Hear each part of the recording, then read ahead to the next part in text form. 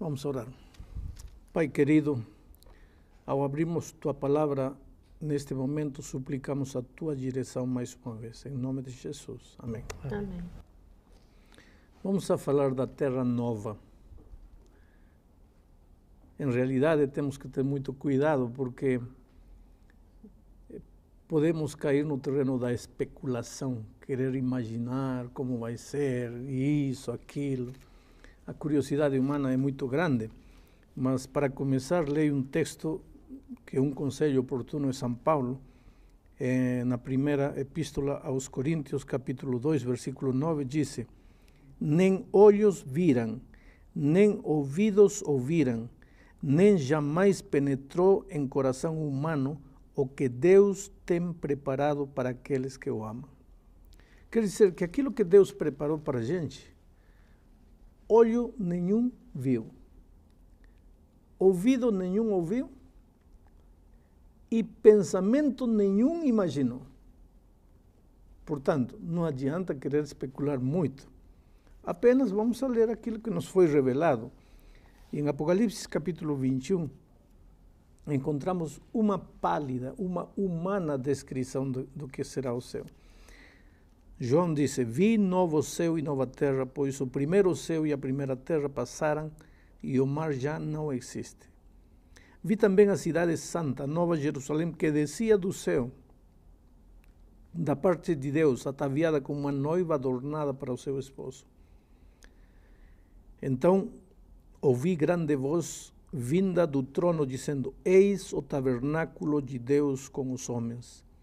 Deus habitará com eles. Eles serão povos de Deus e Deus mesmo estará com eles. Ele se enxugará dos olhos toda lágrima e a morte já não existirá. Já não haverá luto, nem pranto, nem dor, porque as primeiras coisas passaram. Eu acho que o que mais me impressiona da Terra Nova não são ruas de ouro, casas de pedras preciosas, nada disso. O que a mim mais me impressiona é o fato de que no Jardim do Éden, Adão e Eva, antes do pecado, falavam face a face com Deus. Assim como nós estamos conversando, como um pai conversa com seu filho. E isso gerava no coração dos primeiros pais segurança, otimismo. Não havia lugar para o temor, para o medo. Olhavam para o futuro com certeza. E o pai amado, o companheiro, o amigo, estava ao lado deles, visivelmente, corporalmente. Acontece que quando o pecado entrou, fez separação entre Deus e os homens. Ainda Deus falava, o povo ouvia, mas chegou um momento, isso aconteceu no Sinai, quando Deus falou para o povo correu onde Moisés e disse: por favor, fala para Deus, que não fale para a gente, porque nos dá medo. Tudo que ele quiser falar para a gente, que fale para ti, aí você fala para a gente. Aí o povo já nem queria mais ouvir a voz de Deus por causa do pecado. Foi então que Deus começou a escolher homens para entregar sua mensagem. Esses homens escreveram, e essa é a Bíblia. Agora Deus se comunica conosco através da Bíblia e nós nos comunicamos com Deus através da oração. Porém, não vemos, não podemos tocar, não sentimos espiritualmente sua presença, mas não podemos vê-lo.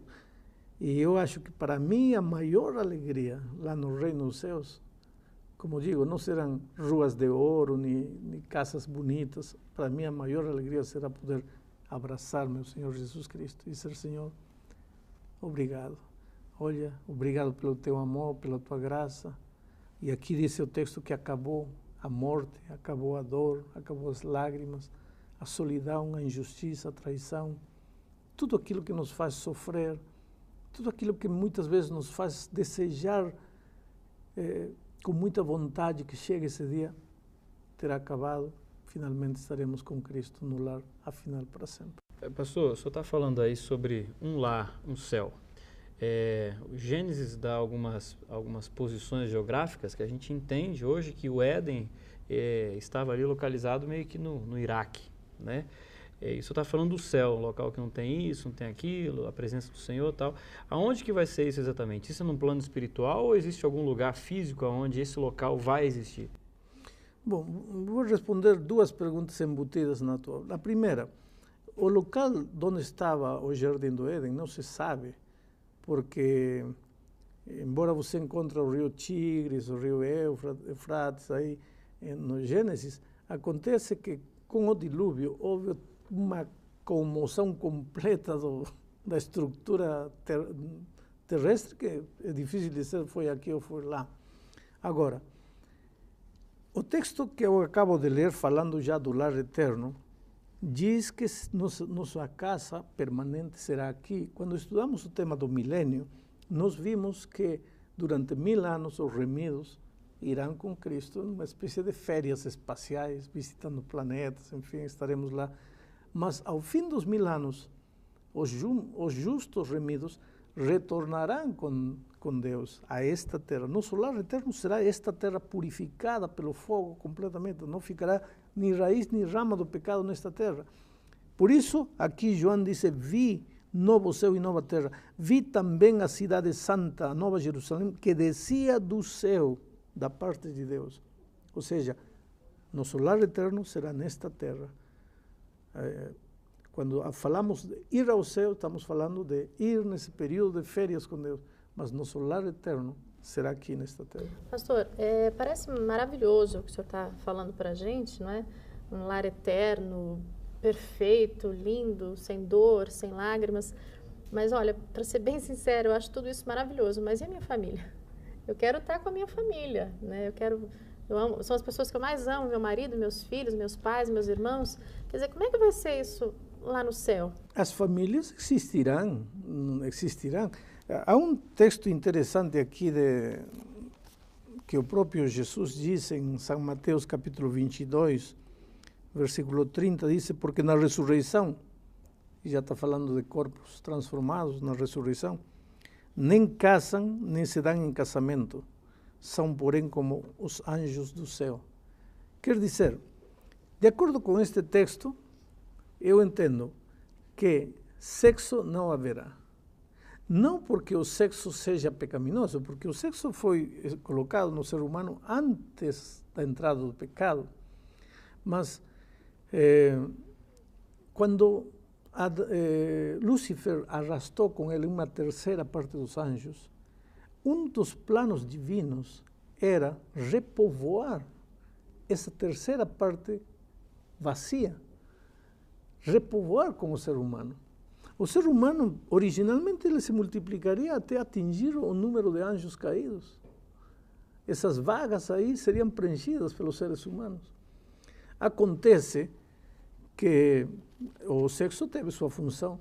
Aparentemente, lá na vida nova, na terra nova, o sexo não terá mais função. A gente imagina, mas como vai ser a vida sem sexo?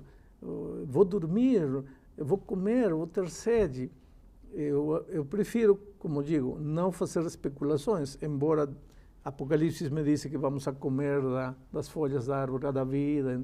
Há funções. O ser humano continuará sendo um ser humano normal. As famílias terão seu lar, terão casas, terão as crianças, cresceremos, viveremos unidos, enfim. Famílias perfeitas. Mas a minha família, digamos, lógico, a gente já estudou sobre a salvação, mas se todos forem salvos, né, e assim é o meu desejo, se todos forem salvos, estaremos todos reunidos no céu, eu, meu esposo, os filhos, os pais, todos reunidos. Exato, é isso mesmo. Se todos vocês acreditarem em Cristo, estarão salvos e estarão reunidos, viverão como família. Agora, se o esposo não acreditou em Cristo, rejeitou a salvação, rejeitou Jesus, aí você vai dizer, mas como minha vida vai ser feliz lá sem meu marido? Muito simples. Quando Cristo voltar, e quando você olhar lá no milênio os livros da vida e entender por que seu marido ficou, não restará a mínima dúvida de que você será muito mais feliz assim do que de outra maneira. Eu percebo, pastor, que a Bíblia não traz assim tantos detalhes, né? O que a gente vai fazer, o que não vai, como é que vai ser.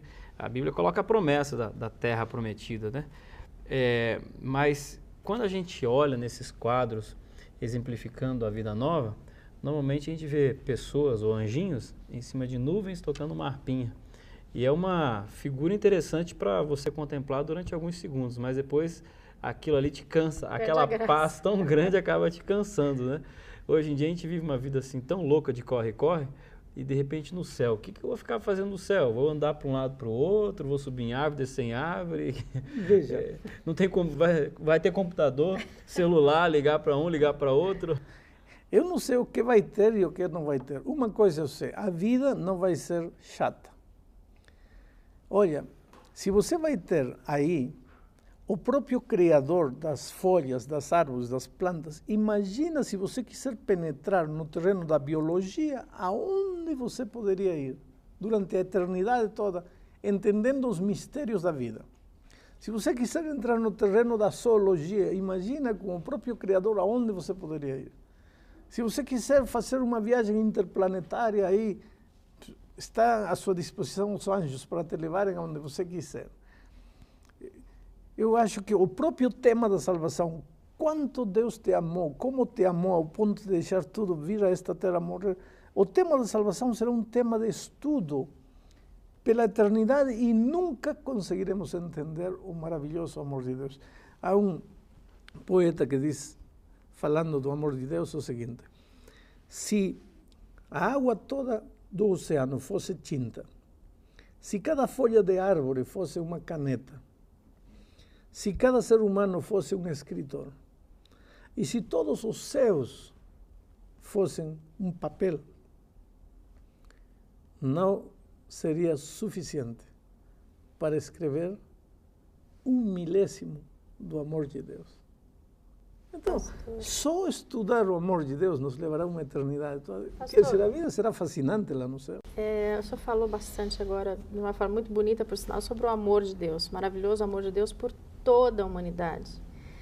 Então, como mãe, eu fico pensando o seguinte, eu amo meus filhos mais do que qualquer coisa. E por mais que um deles possa me dar algum tipo de trabalho, eu quero estar com eles o tempo todo, onde eu estiver. Por que Deus não vai salvar toda a humanidade? Ele é pai de todos nós. Por que Ele não vai salvar todos os seus filhos? Levar para o céu, para viver estar essa com vida, eles, né? Nessa eternidade? Porque a salvação não pode ser obrigatória. Não se salva ninguém por decreto. Não se salva ninguém contra a própria vontade. A salvação é uma coisa voluntária. Agora, se meu filho gostava de desobedecer, de fazer a vontade dele, de andar contrário aos caminhos de Deus, vivia como se Deus não existisse, inclusive chegou a pensar que Deus não existia. E eu pego esse rapaz que eu amo, gosto, é parte da minha vida e tudo, e levo para o céu. Imagina a vida que ele vai viver lá. Se ele não gosta de nada, não gosta de ordem, não gosta de Deus, não gosta de cantar hinos, não gosta de nada, ele mesmo vai dizer: pai, se você me ama, por favor, me deixe aqui, porque essa não é vida para mim. Então, a vida dos remidos vai ser vida de remidos. E temos que aprender vida de remidos nesta terra, porque quando formos aos céus, viveremos mais ou menos a extensão de uma vida que já começamos a viver nesta terra. Tu falou em eternidade. Me explica um pouquinho melhor essa ideia, que é meio complexo, né, pastor? A gente está acostumado a imaginar viver, sei lá, 70, 80 anos. Agora você está falando que na nova terra as pessoas vão viver para sempre, eternas. Como é que funciona? Talvez a tua mente humana, pequenina, não vai entender. Eternidade é uma coisa que não tem fim. Não tem fim. Você vai viver pelos séculos dos séculos dos séculos dos séculos. Agora, a eternidade também não tem começo. Por isso Deus é eterno. Nós não somos eternos, nós teremos vida eterna, mas nós não somos eternos. Deus é eterno. Deus não teve princípio, Deus não tem fim. Talvez seja como um círculo. Melhor não pensar, porque vamos ficar loucos, porque a mente humana não pode entender a essência, a natureza, nem a eternidade de Deus. Pastor, e como é que, e se a gente começar a questionar, inclusive, a existência dessa nova terra? Né? Porque é como o senhor acabou de falar, nossa mente é finita, né? É um negócio tão incrível, tão maravilhoso, que realmente às vezes é difícil conceber, inclusive difícil acreditar. Veja o que diz Hebreus, capítulo 11, versículo 1. Ora, a fé é a certeza de coisas que se esperam, a convicção de fatos que não se veem. E no versículo 6 diz, de fato, sem fé é impossível agradar a Deus, porque é necessário que aquele que se aproxima de Deus creia que Ele existe e que se torna galardoador daqueles que o buscam. Fé. Fé é confiança. E aqui vem um assunto importantíssimo, veja. Para você confiar numa pessoa, você precisa conhecer essa pessoa. E para conhecer a pessoa, você precisa passar muito tempo com essa pessoa. Se você está parada num ponto de ônibus e aparece um desconhecido que você nunca viu com um pacote na mão e diz, por favor, guarde esse pacote para mim, e está suando, correndo, olhando para trás, você vai guardar esse pacote? Espera, você nunca viu esse rapaz, um traficante de drogas, um marginal perseguido pela polícia, agora a prova fica nas suas mãos, você vai para... Não, está louco? Não, eu não vou segurar esse pacote nunca. Mas se eu estou parado aí no ponto de ônibus e aparece meu pai, e ninguém conhece melhor do que meu pai do que eu, se há um homem que nunca me falhou na vida, nem com horário, nem com promessas, nem com nada, e olha que meu pai não era um crente, ele aceitou Jesus nos últimos dias da vida, mas nunca me falhou, meu pai. Aparecesse meu pai aí, correndo, olhando para trás, com um pacote na mão, filho, segura esse pacote para mim, eu segurava. Por que não do desconhecido? Por que sim do meu pai? Porque eu sei quem é meu pai, conheço meu pai, sei que ele nunca me faria mal, sei que ele daria a vida para me evitar dor. A diferença, por quê? Conheço meu pai. Sabe por que as pessoas não têm fé? Porque não conhecem a Deus. E sabes por que não conhecem a Deus? Porque não passam tempo com Deus. O que é passar tempo com Deus? Todo dia, abrir a Bíblia, ler. Nós temos guias, a lição da escola sabatina, por exemplo, para ensinar-nos, facilitar-nos o estudo da palavra de Deus. Orar, passar tempo com Deus, trazer alguém para Cristo. Quando estamos fazendo isso, estamos passando tempo com Deus. E quanto mais tempo passarmos com Deus, mais o conhecemos. E quanto mais o conhecemos, mais confiamos nele. E quando ele me diz, eu tenho uma terra linda para você, uma casa linda, uma mansão bonita, olho não viu, ouvido não viu, você não pode imaginar, mas tenho, eu creio. Está tudo escuro, eu creio, porque é meu pai que está falando. Pastor, mas como é que eu vou ser feliz?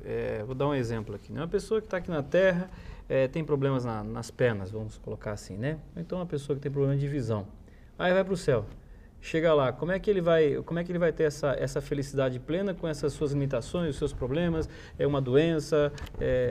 Em 1 Coríntios capítulo 15, encontramos o que vai acontecer quando Cristo voltar. Isto mortal será vestido de imortalidade. Isto corruptível será vestido de incorrupção. Quer dizer, o paralítico vai pular como um cabrito. O cego vai enxergar, vai abrir os olhos para ver Cristo voltando. Aquele que morreu com câncer vai ressuscitar com um corpo 0 quilômetros. Aquele que morreu sem braço vai ressuscitar com um braço. Quer dizer, o imperfeito, consequência do pecado, acabou. Seremos uma geração, uma raça perfeita, gente sem orgulho, sem cobiça, porque do pecado não ficará nem raiz, nem rama. Estamos chegando ao fim da lição. E eu gostaria de dizer uma coisa, veja, pode parecer conto de fadas quando vivemos num mundo pragmático, num mundo que só acredita nas coisas que pode tocar, pode ver. Mas te digo uma coisa, teu pai prometeu que a vida de dor e de sofrimento para você não é para sempre nesta terra. Há um lar melhor. Você não consegue acreditar? Então, aprende a passar tempo com Deus. Quanto mais tempo passar com Ele, mais você vai conhecer teu Pai. Quanto mais o conhecer, mais fé, mais confiança nele vai ter. E quanto mais confiar nele, mais real vai ser a promessa dele para você. Que Deus te abençoe.